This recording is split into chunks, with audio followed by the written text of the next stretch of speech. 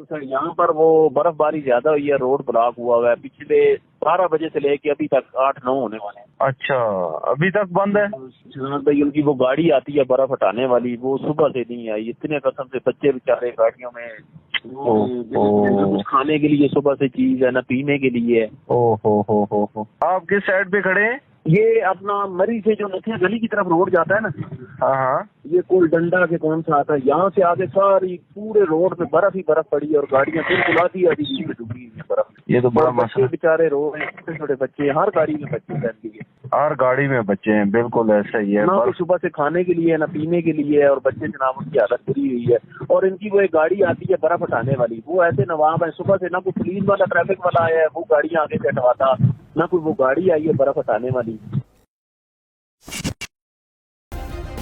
Subscribe करें और bell दबाएं ताकि कोई खबर रह न जाए।